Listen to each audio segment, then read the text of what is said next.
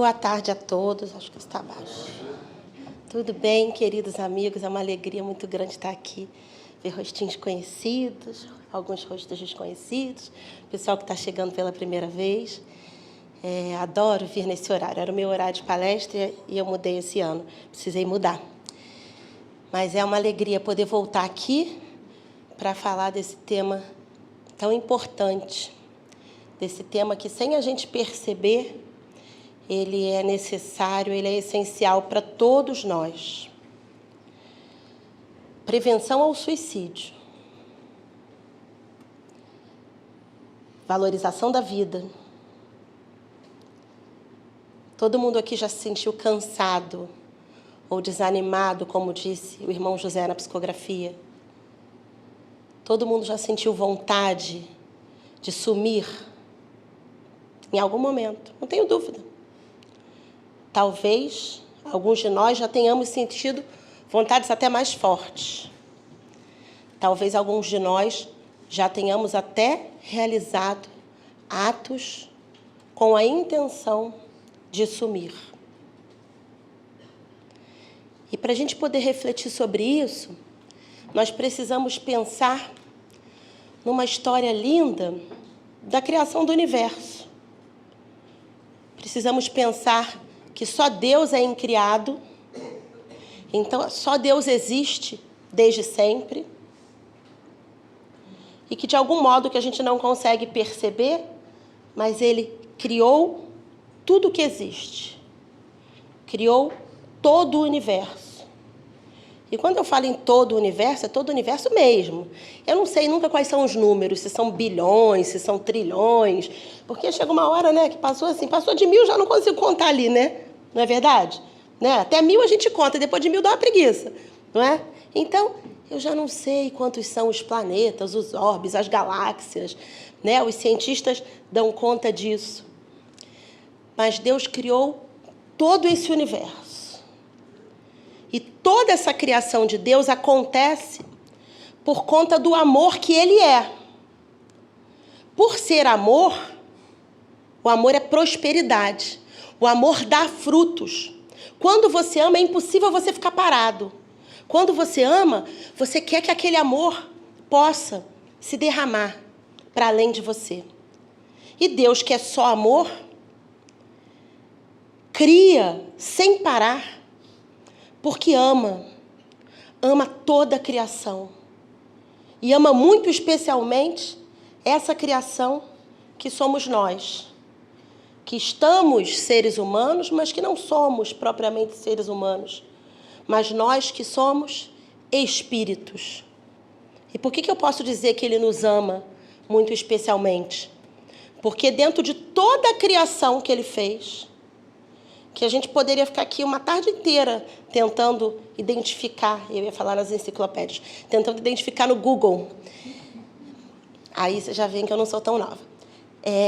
Tentando identificar, eu adorava a enciclopédia, era bom, né? O Google é melhor, claro, mas a enciclopédia era bom. Eu sou aquelas pessoas que gostam de locadora, sabe? Pessoa saudosista, né? Mas a gente ia ficar aqui tentando a tarde inteira procurar no Google e nominar todas as criações de Deus. E não ia acabar. Mas de todas essas criações, Ele resolveu dar inteligência para um grupo de seres, que somos nós, os espíritos. Então, é um presente especial, é uma possibilidade especial. Quando nós somos criados, e a literatura espírita nos diz que nós somos criados em planetas berçários organizados pelos espíritos puros, pelos espíritos mais elevados da criação, que se organizam ali para que, a partir de um trabalho minucioso, que nós poderíamos resumir em eletrochoques de amor, nós surjamos como espíritos. Não como espíritos que somos hoje, com essa bagagem que a gente já tem, mas espíritos lá, simples e ignorantes. Porque nesse amor de Deus, Ele não poderia preferir um filho ao outro. E eu digo filho porque a gente sabe que, nesse sentido, Deus é nosso Pai. Então, Ele nos cria absolutamente iguais, simples e ignorantes, nos dando simplesmente o infinito para vivermos. Só. Olha esse pai. A gente não pensa, quem é pai e mãe aqui? Quem não for consegue imaginar, porque tem muito amor por alguém. Mas quem é pai e mãe sabe que a gente pensa assim, ai, se eu pudesse eu dava tudo para os meus filhos. É isso que Deus faz. Ele só dá para a gente o infinito, de forma ilimitada.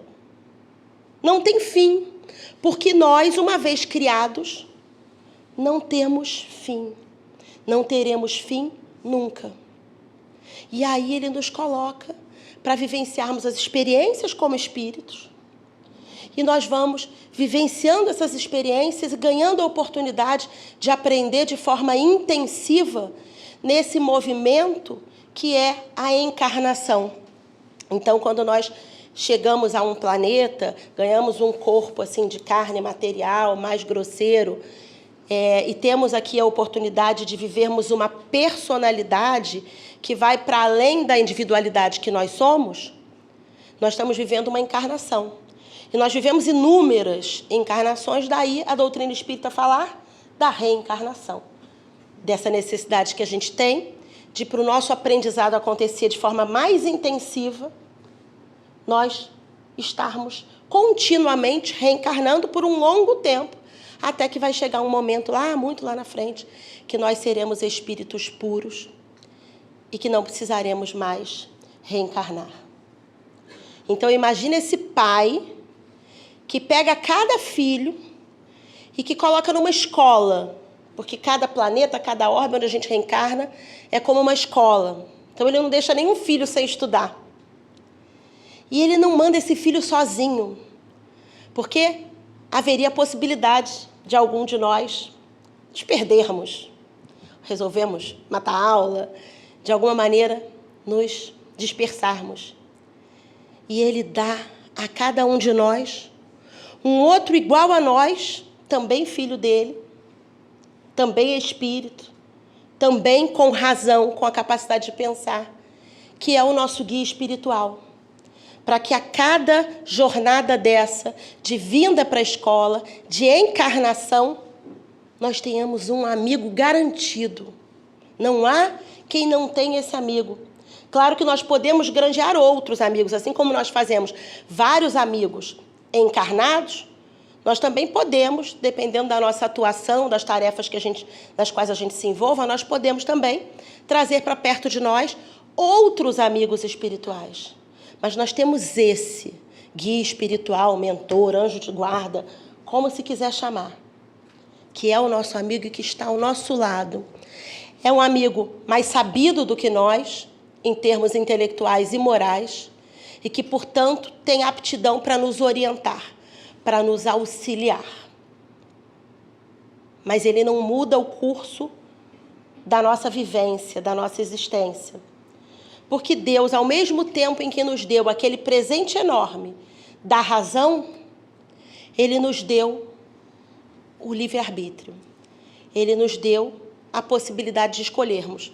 Porque já pensou que coisa difícil? Não é horrível quando você quer e não pode manifestar a sua vontade ou a sua escolha? Não é horrível?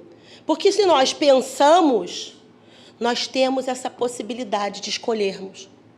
E Deus nos permite a escolha, livremente também, de forma plenamente livre. Mas nas suas leis, que são perfeitas, Ele nos oferece a lei de ação e reação.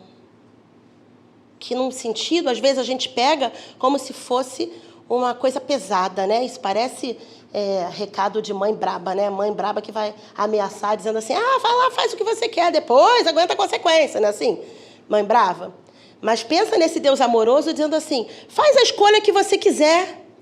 Se você escolher algo maravilhoso, não vai ter possibilidade de você colher algo ruim. Porque a gente pensa na lei de ação e reação só para o ruim, né? A gente esquece que ela é maravilhosa para tudo. Ela é maravilhosa porque, vindo de Deus, só podia ser justiça absoluta, justiça suprema. Então, ela nos concede exatamente aquilo que nós demos causa, aquilo que nós provocamos. Nada diferente daquilo. Só aquilo. O difícil é a gente acreditar, às vezes, que a gente deu causa a algumas situações. Mas por que isso é difícil? Porque nessa nossa caminhada como espíritos, nessa nossa vida, que é o quê, gente? Infinita, né? Porque nós somos imortais, a gente não teria capacidade de dar conta dessa história toda junta de uma vez só. Então, a vida, nossa vida como espíritos, é um filme que começa lá quando nós fomos criados, simples e ignorantes. Uma série, melhor dizendo, uma série da Netflix, mas dessas, sabe, aquelas séries que você acha que não vai acabar nunca. Eu gosto de Grey's Anatomy, que não acaba nunca. Já está 360 e tantos capítulos. E que toda hora renova. Todo mundo fala assim, não, agora não vai mais. Renova. Eu gosto desse tipo. É a nossa vida. Por que a nossa vida é assim? Porque nós somos imortais, então não vai parar de renovar. Nós vamos ter uma temporada, vamos retornar à pátria espiritual, vamos ter outra temporada, vamos retornar, e isso vai ficar acontecendo. Mas imagina que a gente tivesse que dar conta de todas essas situações que acontecem juntas. Não, a sabedoria divina faz com que a gente vá dando conta disso, enquanto encarnados no limite daquela encarnação, no limite dessa vida material que a gente está vivendo agora, e quando desencarnados, que a gente vá sabendo aos poucos e na medida do que é necessário, do que é útil para a gente, sobre essa nossa vida como espíritos. Mas essa vida, então, como espíritos, é um filme, é uma grande série, com inúmeras temporadas. Só que em diversos momentos é como se nós estivéssemos paralisados numa foto. O que uma foto nos diz, gente? Pensa numa foto. Eu não gosto muito de foto, mas vocês devem ter foto na casa de vocês. Eu não tenho muito hábito. Pensa numa foto aí, num porta-retrato que vem à mente de vocês. Essa foto que vocês estão pensando, será que lá as pessoas estão felizes? Talvez estejam sorrindo para a foto. Mas será que elas estavam felizes naquele momento em que tiraram a foto? Será que aquele sorriso estampa o sentimento real que elas traziam dentro de si? Será que olhando para aquela foto a gente consegue ter certeza exatamente de quais eram as circunstâncias que estavam acontecendo no momento daquela foto? Na vida de cada um dos envolvidos ali? Aquela foto, ela recorta aquele pequeno momento. O problema é que quando a gente está passando por uma dor, por uma dificuldade, é como se a gente parasse o filme naquela foto.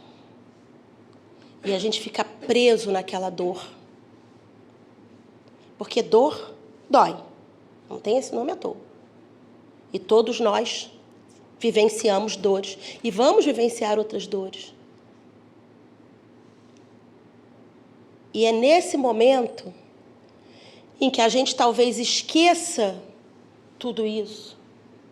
Ou até não saiba, porque provavelmente os nossos queridos que estão chegando à casa hoje, talvez estejam chegando também à doutrina hoje, e talvez não soubessem disso tudo, para lembrar o cuidado de Deus com cada um de nós que somos seus filhos. E aí eu volto à filiação, porque nada para você aprender mais intensivamente na vida do que ser mãe, né? E agora eu tenho a graça de ter uma filha adolescente, que aí o aprendizado intensivo, acho que é no grau máximo, né? Se vai ter uma coisa mais difícil depois disso, eu não sei. Né? Mas o filho adolescente, o que ele faz quando você dá um não para ele? Ele fala, você é horrível, você não me deixa fazer nada. Aí tudo é superlativo. Se você parasse aquele filho para falar assim, vem cá, vamos sentar aqui, vamos desde o momento em que você ou estava na minha barriga ou de que eu te busquei num abrigo, onde for, para você chegar até mim. E vamos pensar em tudo que eu fiz. Aí você vai, todos os atos. Agora, você consegue dizer que eu não fiz nada? Claro que não. Mas naquele momento daquela dor, daquela dificuldade, ele só está enxergando o quê? A dor. E ele está paralisado naquela dor. E eu não vou avaliar, gente, nunca, nenhum de nós vai avaliar se a causa da dor do outro é uma causa justa, legítima. Isso não existe. Porque, às vezes, quando a gente fala de valorização da vida, a gente gosta de mencionar a força dos problemas. Isso é impossível, né? Porque aquele problema que, para mim, é muito grave, para o outro, ele pode botar no bolso facilmente. Mas cada um vai olhar para o seu problema.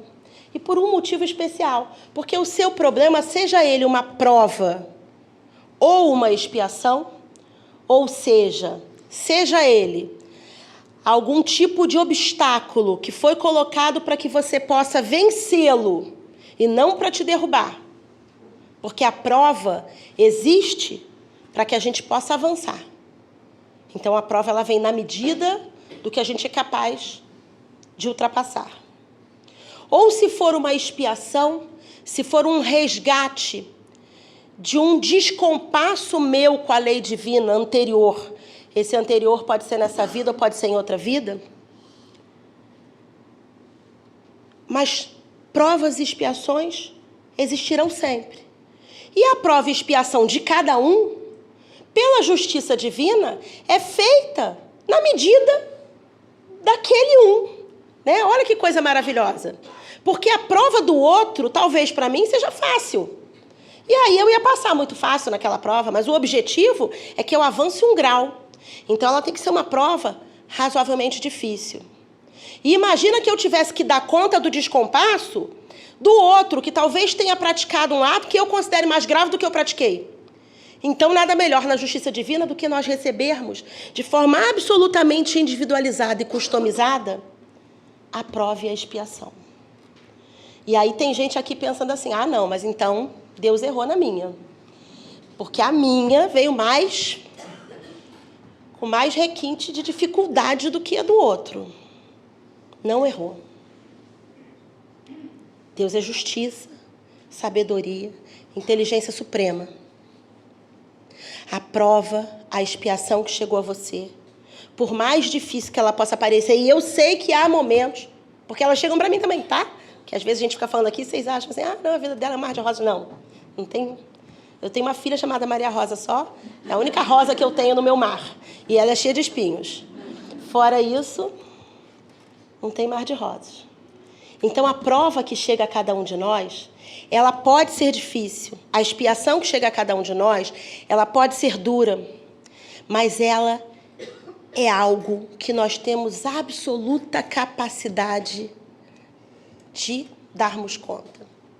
Às vezes a gente não vê como, porque às vezes a gente está tão sufocado que parece que a gente não consegue. E sabe como é que a gente diminui um problema? Qualquer problema? Dividindo. É matemática, não é, gente? Você tem uma coisa, você divide, diminuiu, não é? Qualquer problema, quando dividido com alguém, ele se torna menor. Ele se torna mais palatável. Ele não vai deixar de existir. Não vai. Porque nós temos a tendência, às vezes, o orgulho de achar que vamos dar conta sozinho.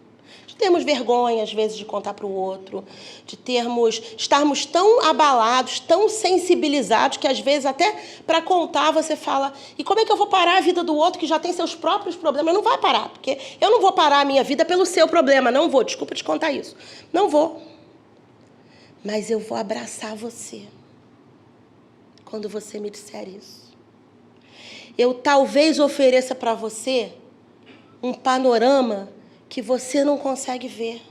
E a recíproca é verdadeira.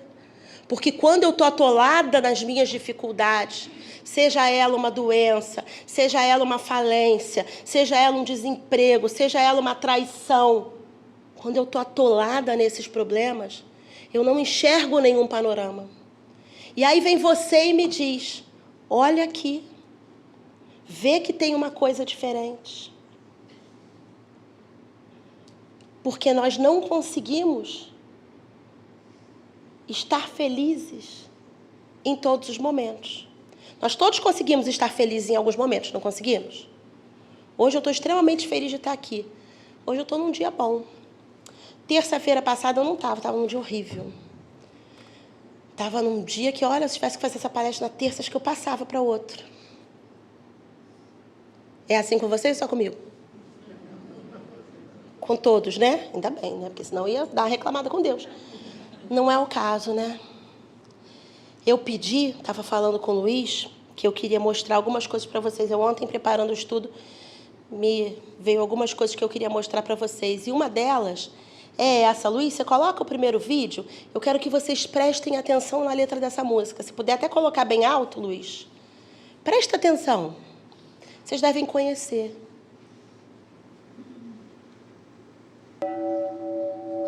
Se der para aumentar.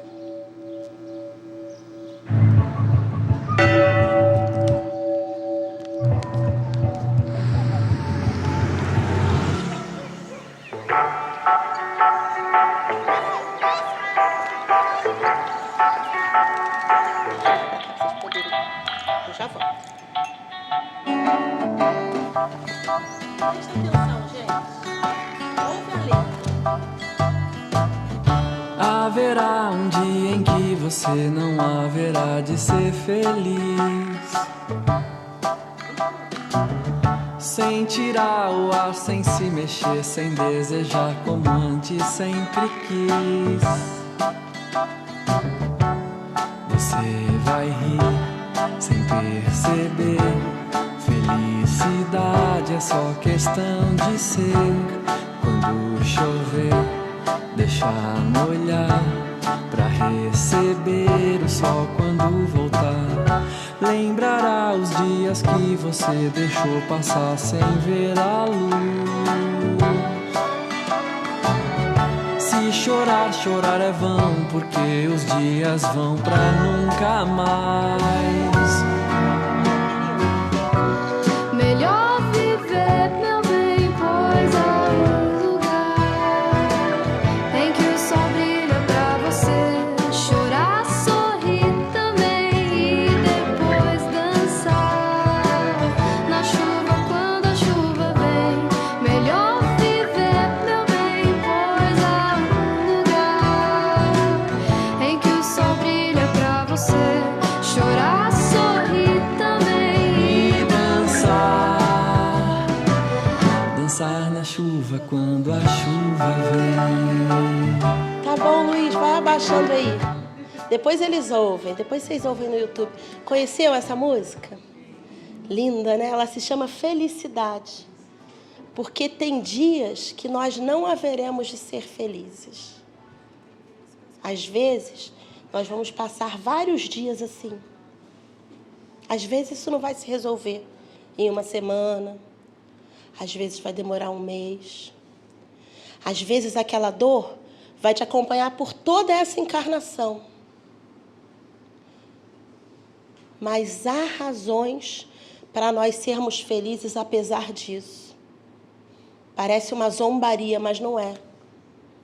Existem razões para nós sorrirmos apesar do teu filho morto. Apesar do teu pai internado. Apesar da desgraça absoluta em que você sente que se encontra, apesar do tanto que você se sente oprimido pela dor, eu posso garantir a cada um de vocês que na natureza, que é a criação máxima de Deus, na qual nós nos incluímos, mas não com a perfeição que ela tem exatamente, porque nós temos a nossa escolha, nosso livre-arbítrio.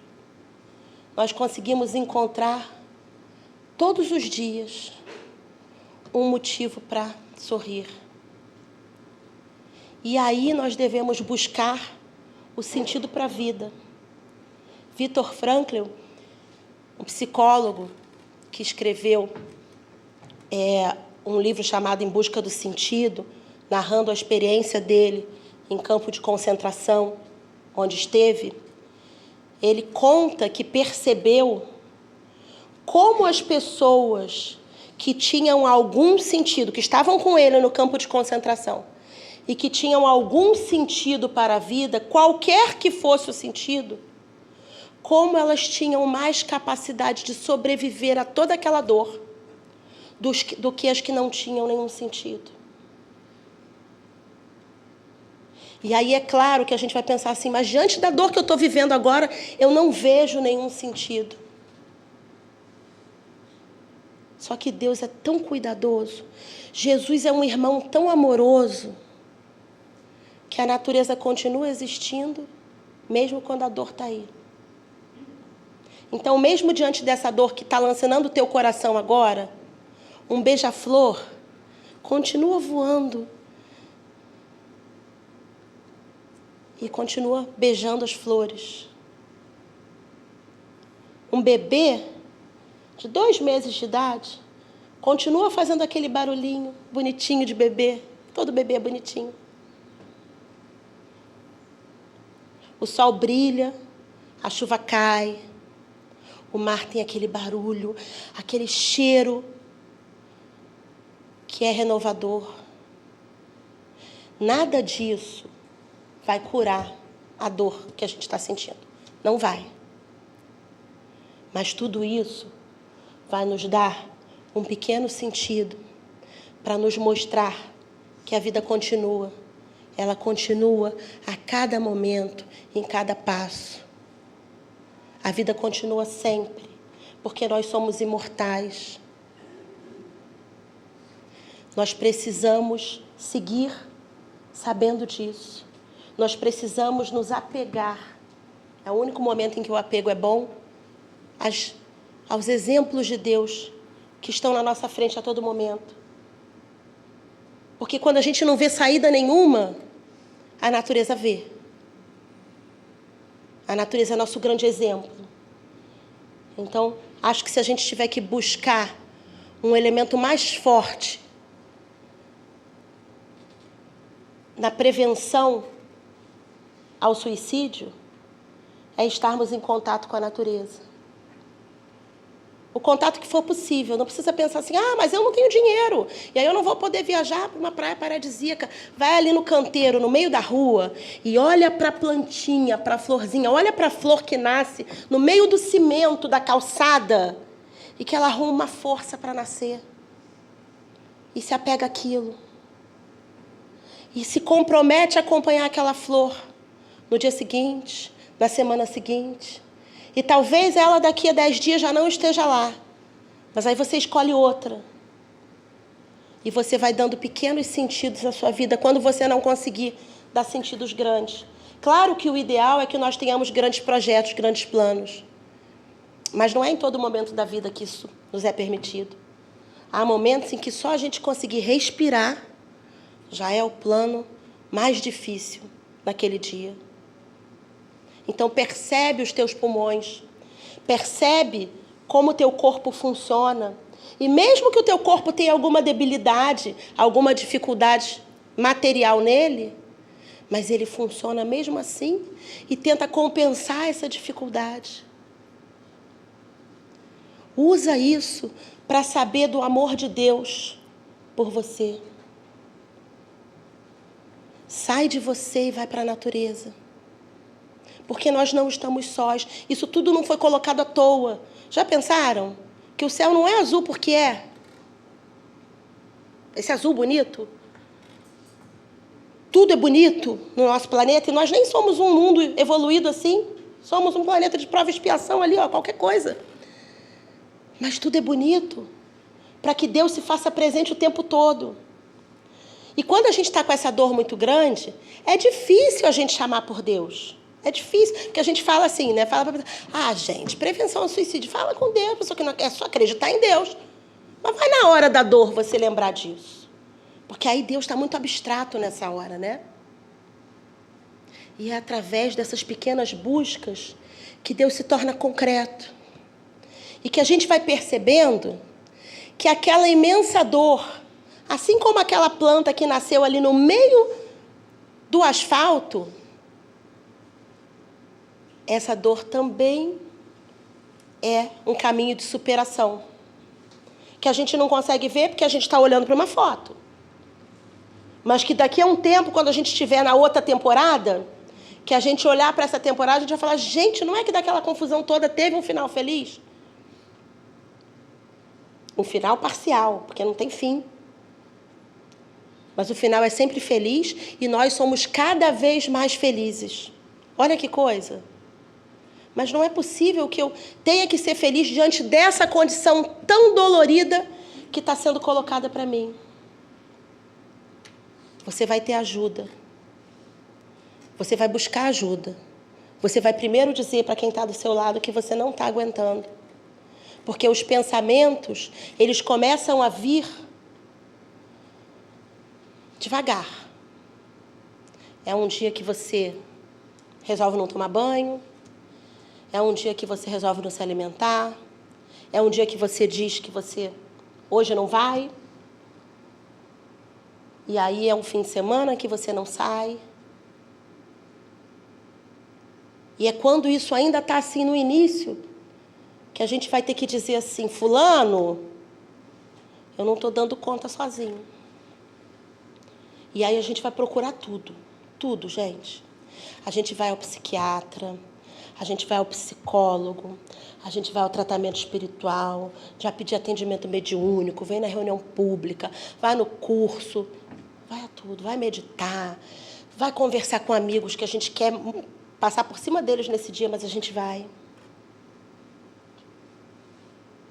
Porque é com a ação que Jesus nos ensina que nós conseguimos chegar às verdades divinas. O suicídio está regulado no Evangelho segundo o Espiritismo, está regulado, está organizado por Kardec, dentro do capítulo 5, que é o capítulo que fala bem-aventurados os aflitos. Mas Jesus não diz para os aflitos, aflito querido, fica aí que eu vou até você. Jesus diz, vinde a mim, todos vós que estáis aflitos e sobrecarregados, e eu vos aliviarei. Porque dentro do livre-arbítrio, lá no Livro dos Espíritos, é perguntado, qual é o primeiro direito natural de toda pessoa? Viver. E nós vamos praticar esses pequenos atos, porque nós queremos viver. Ah, Daniela, mas tem momentos em que eu não quero viver. Sinto muito, não vai ser possível. É simples assim. O que a doutrina espírita vem nos explicar, que dentre as consequências do suicídio, a consequência absoluta, que todos os espíritos sofrem, é a desilusão, é o desapontamento. Por quê? Porque não conseguem morrer. Porque talvez se houvesse uma morte do espírito, ou seja, se houvesse a possibilidade de a gente deixar de existir de fato, e não só a matéria, talvez a gente pudesse repensar. Mas não é o caso. A morte da matéria não vai nos fazer deixar de existir. E o mais importante, não vai fazer com que o problema ou os problemas deixem de existir. Porque às vezes a pessoa pensa assim, ah, mas aí depois eu vejo isso, né? Então, eu resolvo agora, dessa maneira, e depois, quando for para viver a consequência lá na outra encarnação, aí eu vivo, tudo bem. Mas não é lá na outra encarnação, perceberam? É imediato. Aquele problema que estava te afligindo, ele continua te afligindo. E outro mais grave vai se somar, que é o fato de você ter que ficar vivenciando aquele problema, sentindo aquelas dores, sentindo aquelas causas, pelo tempo que você tinha ainda para viver encarnado nessa encarnação. Claro que o objetivo disso não é, de falar sobre isso, não é assustar, porque a gente não pratica ou não pratica o suicídio, ou tenta o suicídio, não é pensando assim, ah, não vou fazer porque a consequência é ruim. Mas é importante, já que nós somos seres racionais, nós entendermos que a consequência desejada por todos aqueles que tentaram ou que praticaram o suicídio, a gente pode falar desses todos aqueles, porque somos espíritas. Aí a gente vai lá no Céu e Inferno e temos um capítulo, né, no livro Céu e Inferno, temos um capítulo só de invocação de espíritos suicidas, que vem nos contar, então, como se sentiram. Se a prática do ato resolveu a questão, solucionou, levou à consequência que eles esperavam. E todos vão mostrar o quê? Que não. Que se sentiram profundamente desapontados, porque descobriram que continuavam vivendo e que continuavam sofrendo. Então, ao menos por inteligência, a gente vai afastar essa hipótese da nossa vida. E para a gente afastar uma hipótese, a gente tem que colocar outra no lugar. Para que a gente decida ou não aqui, a gente tem que dizer sim em outro lugar.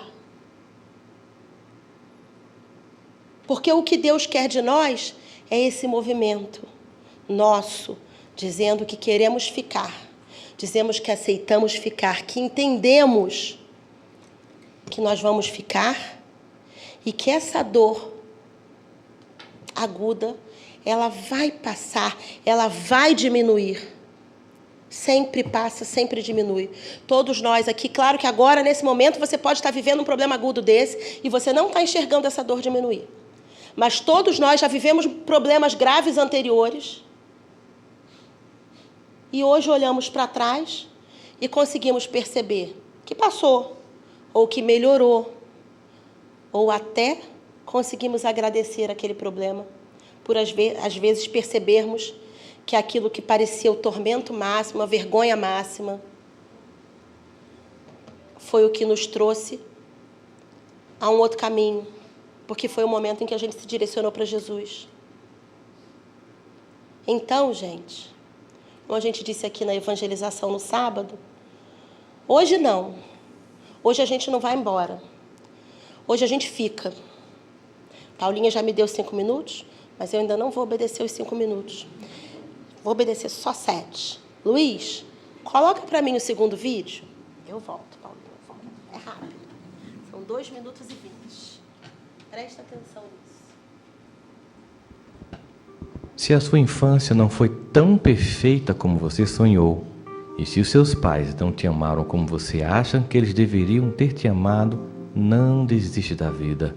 Fica para mostrar como se ama e se educa um filho, tornando capaz de ser feliz. Fica para perceber que quando você é pai e mãe, não tem o poder mágico que você acha que seus pais têm. Se você amou alguém e foi maltratado, traído ou abandonado, não se culpe. Não pense que você não merece e não é digno de ser amado ou amada. Então não desiste. Fica e não deixe mais que o seu coração seja um terreno baldio para o lixo afetivo ou a miséria moral dos outros. Fica e mostra a todos como se deve amar alguém, com toda a ternura e respeito que as pessoas merecem. Se na escola te humilham e menosprezam, não desiste da vida. Fica para mostrar que essas vozes não te definem.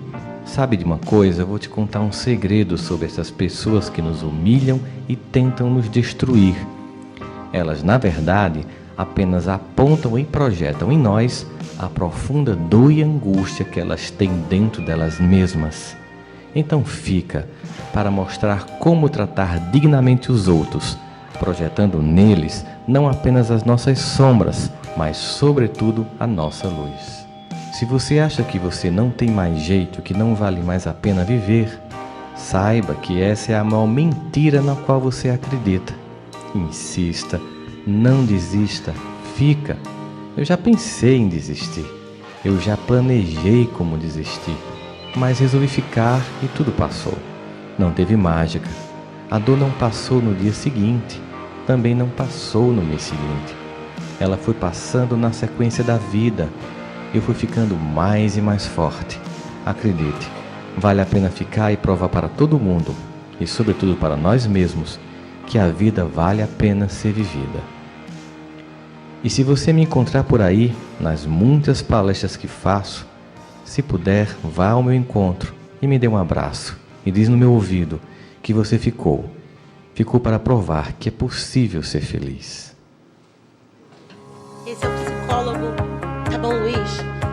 Esse é o psicólogo Rossandro Klingen, psicólogo espírita, palestrante espírita, que vivenciou essa situação e fez esse vídeo para mostrar para a gente que é importante ficar, que nós devemos ficar.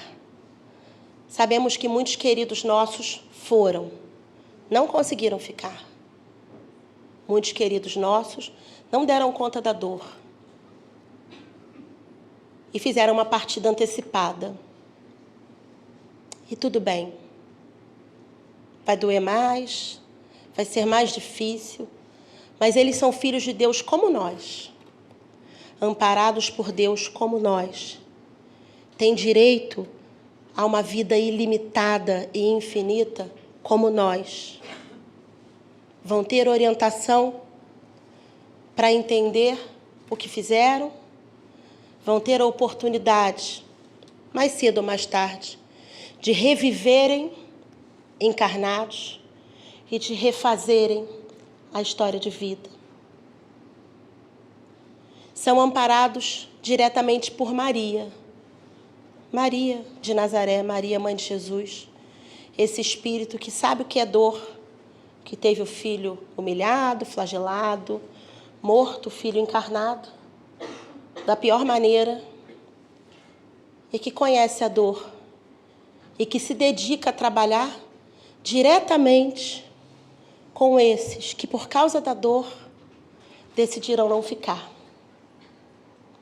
Então, para a gente terminar o nosso estudo, sabendo que a lei é de causa e efeito, que as consequências dos atos difíceis não serão fáceis, mas que a misericórdia divina, ela é absoluta e ela sempre existe. Nós vamos terminar cantando para aqueles que sabem. A Deise vai tocar para a gente. Luiz, você bota o slide? Essa música em homenagem a Maria, que é chamada Doce Maria, que é uma música que traz esse consolo, esse alívio, esse bálsamo, que nesse momento nós dedicamos a todos aqueles queridos, amigos, parentes, que se foram através do suicídio e que estão agora refletindo conosco e estão agora dizendo para cada um de nós, fica porque vale a pena estar aí. Vamos, Deise, vamos. Doce Maria, suave lírio de luz, vem ouvir nossa prece, perfumar nossa messe, doce Mãe de Jesus. Vem, ó Maria, socorrer os que sofrem, peregrinos da dor, suplicando o teu amor.